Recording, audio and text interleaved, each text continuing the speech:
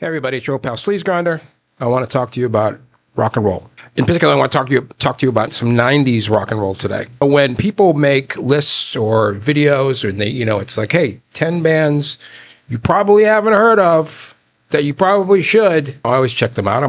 That's an exciting prospect for me. But so often it is some kind of hard rock or psychedelic band from the early 70s. That just got a reissue on Noble or something, which, again, I appreciate it, and I know you're turning people on to things, but personally, I've heard the Morgan record, okay? So I wanted to talk about something a little more contemporary, although the 90s is still a lifetime away for a lot of people. But listen, Don Fleming, do you know that guy? You should know that guy. He was one of the most successful producers of the 1990s. Did Sonic Youth, did Teenage Fan Club, he did a ton of great records, and he also had a lot of great bands. His first band was called Ball, that's with periods in between the letters, and that was a really cool high concept band that I want to talk about about in the future. He also had a band called Velvet Monkeys, another high concept band. They did a fake soundtrack that was pretty groovy, and then he formed, in 1991, I believe, Gumball, which is the band I want to talk about today. And this is the record that I wanted to talk about. It's called Super Tasty. And so here's what happened. The story's pretty simple.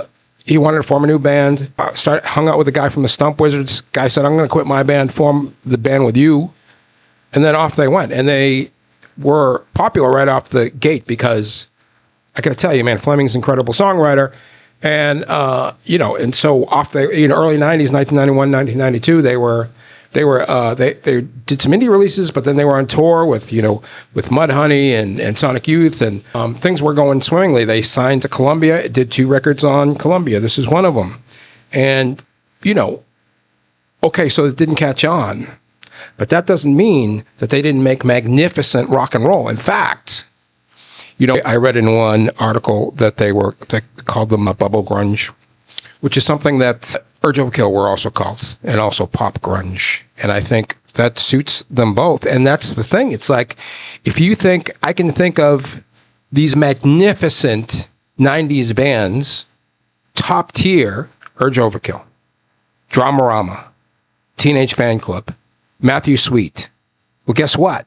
Gumball is as good as those bands, and this is the place to really check it out to get it. I'm playing it right now. I don't know if you can hear it. It's pretty noisy in my office today, but this is, to me, is the go-to record. Super Tasty. But they're all should have been hits, and it's just really great stuff. I get tired of the whole they should have made it, such a bummer. What I realized as I've gone through 30 years of music journalism, that often I will write an article like that, and the bands will be kind of put off by it because they're like, well, as far as we're concerned, we achieved our goals. I don't know what their goals are. Not everybody's goal is to be in an arena. But I will say that I am sure, because this happened so often back when there was a music industry, the excitement of being signed to a major label almost doesn't exist now. And you are expected to do your own, form your own PR. You're a one-man PR company, one-band PR company now. You're expected to promote yourself. You're supposed to make your own, produce your own records, print your own records, the whole thing, But back then there was still a music industry, and the music industry was like, hey, we're going to take care of you. We're going to make stars out of you. And there were countless bands like Gumball that got that kind of treatment. And probably for 6 months, it's probably got to be the most exciting 6 months of all time, right? Because this is it, fellas.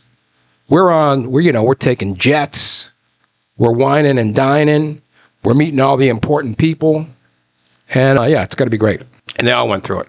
I'm sure Mudhoney for 6 months thought to themselves, guys, I think we're going to be rich, but we can't all be Pearl Jam. Anyway, Gumball, Super Tasty. Please, if you would, you can just go on Spotify. You don't have to actually have the CD, although I prefer that you would pick up physical media so it won't die out on us. But check out Gumball. I guarantee you are really going to enjoy their music. Okay? All right, everybody. I'll talk to you later.